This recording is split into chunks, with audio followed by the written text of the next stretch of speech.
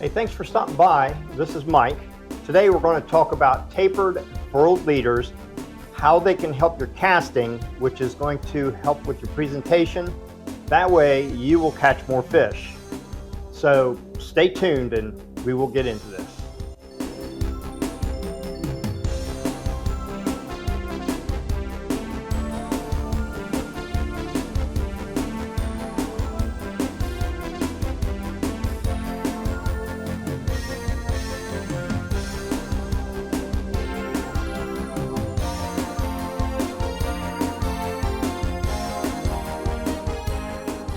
I've spent years chasing the perfect furled leader.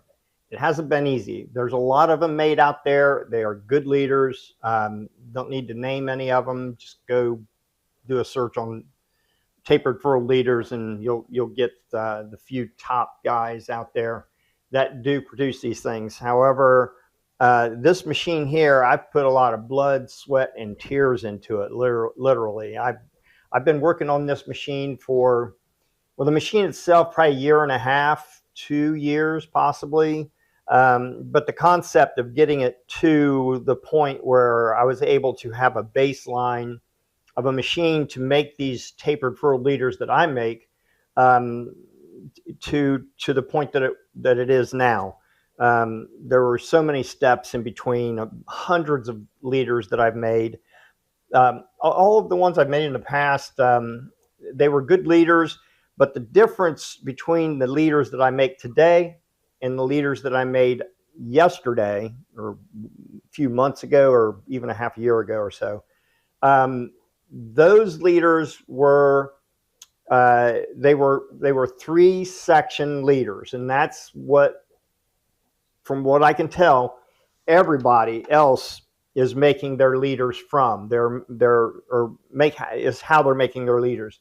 They're doing 3 steps, and that takes 2 posts, and your take up line and your spinning motor. And when you have just 2 lines, that means you've got 3 sections. You got this section, this section, this section, and your weighted follower right here. But with this machine, I've got 1, 2, 3, 4, 5 sections. And what that does is it takes, and I'm going to show a little diagram here, it takes the steps from where you go from the base or the butt section of your furled leader down to the tip section. I'm not talking about the tippet, but the tip section of the furled leaders. Now, if you think about it, you got 3 sections, so you've got a sharp drop off between the butt section, the midsection, and then between the midsection and the tip section. That's just the way it works. But with my leaders, I have the drops are cut in half on how much of a drop there is between each section, because it's 5 sections. So again, as you can see in this diagram here, you go from a butt section that is the main butt section, to a front butt section, to a midsection, to a rear tip section, to the tip section. And you can see this taper here, okay? The taper is much more gradual than the 3-section tapered furled leaders. So what does that mean? It means that the transference of power from the butt section to the tip on the 5-section leaders is going to lay out more smoothly. And although that may not be as important when you're dealing with larger flies like bass bugs and musky streamers or something that is like super heavy that you use on like a 9-weight, 10-weight, 11-weight rod. So if you're going to do that, it doesn't make a whole lot of difference. But if you're going to toss smaller bass bugs and you want a more delicate presentation, you're going to want the longer leader with a softer tip that has a longer structure to it with the 5 sections. If you just think about it, that's going to lay out your leader much more smoothly. And I think you'd be very happy with that. Okay, what I'm going to do is just, I'm not even going to talk about it. I'm just going to throw a bunch of B-roll in and just show you the winding of the posts to each motor point for each spinning point, and to the back where you've got your follower. Now, another thing with my system is that follower is much more heavy in its pull than anybody else's that I know of. Mostly they put like a 16-ounce weight on the end of a string that goes down a pulley, but this one here inside this box is a system that I've developed that it'll actually go from the 16 ounces or even smaller up to, I'm not real sure where I checked it out. I think it goes up to 8 pounds. And the way I figured that out is I bought a scale, and it hooks onto my post here, which is my measuring post for the length, the final length of the rod. I can check each one, which I do. They're almost always, I mean, like 95% of the time, my leaders, if it's a 4 foot, 5 foot, or 6 foot leader, they land exactly on this post, depending on where it's at the 4, 5, or 6 foot distance. They land right within that circle, and my target is the center of the circle.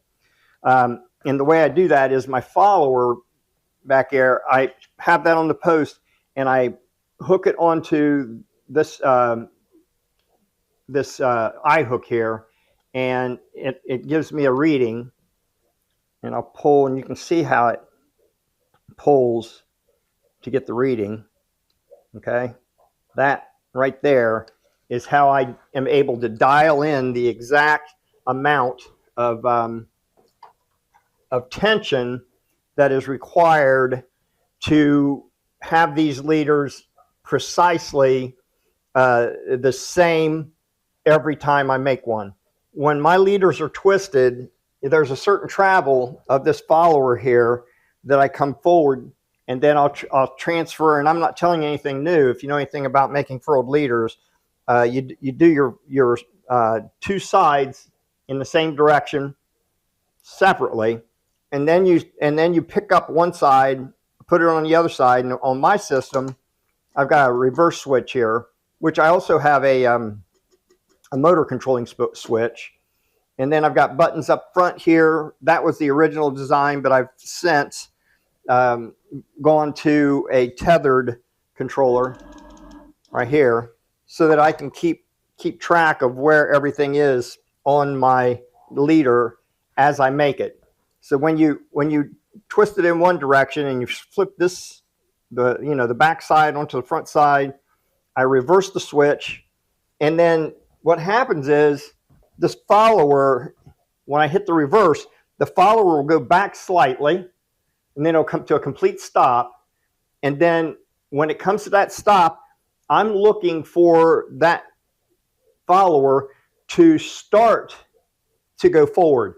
So I've got my motor controller speed set not real low, but I got it set low enough to where when I see that thing go forward, I stop, because now that thing, this leader, has been furled perfectly together. It's perfectly together every single time, because there's way more mechanics and science and a lot of thought that's gone into this machine, and honestly I'm pretty proud of it.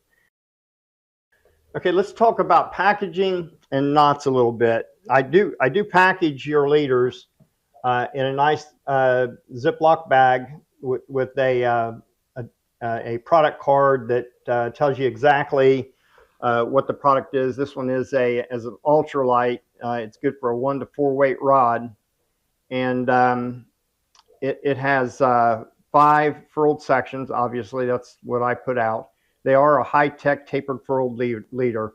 The ones I have here, this one here, is buoyant. It floats. But I am soon going to have the sinking leaders, so you can keep an eye out for that. But anyway, that's the packaging. And then I've got my knots. Knots are pretty important. And one of the things that has held some people back from getting into using a tapered furled leader. These are mine. They've just got no memory in them at all. If there is any coil, it's a simple matter of taking your leader and stretching it like so, just real easy stretch, and it just lays it out perfectly, just like that. So the knots that I put in, of course, you've got the shore loop right there. That's integrated right into the butt section of the leader, and then at the tip. Now, this is something that's very different with my leaders than it is with many of the others. The tip on this leader is integrated. It's a single line that's integrated into the tip of the furled section. So you're always going to have this section with a tippet ring on the end. Okay, the tippet ring, those will extend the life of your leader. They are 12 inches long, so if you want to cut the tippet off, and then just tie directly in with your actual tippet, because this single strand is the single strand is an extension of the tip section. It's not the tippet, but it is what you tie your tippet to. Again, it's a single strand. This is what sets mine apart, completely apart, is just a complete, the way these things are made. And I think it should make everyone happy, and there should be some people that are kind of excited about getting into furled leaders that didn't want to because of the tippet rings. All right.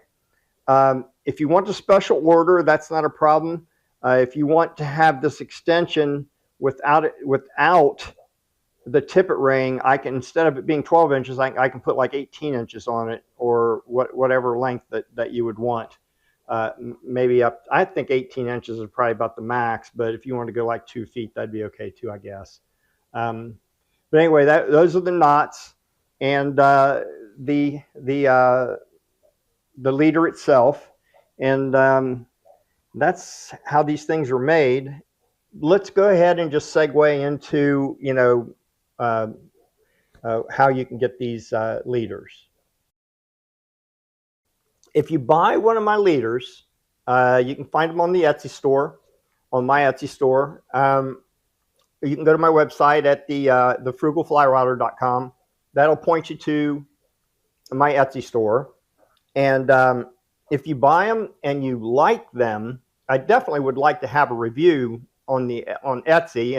And by the way, before you even buy one, you can go to my Etsy store and you can see all the reviews. I've got 5 stars on everything, on customer service, on delivery, and product. It's 5-star every time.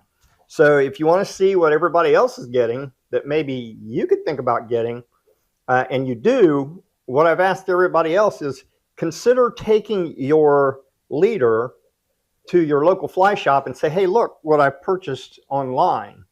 And the guy said, and I'm telling you now, if you have a fly shop that's interested in selling these so that you don't have to order them through my Etsy store, have that sign shop reach out to me, and I'll make sure I get them a good deal to where they can make some money, and you can have the leaders you don't have to wait on delivery or anything. You'll have them right there. So talk to your fly shops, see where this goes. I would appreciate if you do that, because honestly, it's not that I don't want to take orders every day of onesies here and there. I would really rather, if I could, send them out to where the fly shops can sell them, and then I can just sell to the fly shops, and now I don't have to worry. I could actually close down my Etsy store, because then I could sell them direct with not having to worry about taxes, tax collection, and all that kind of stuff.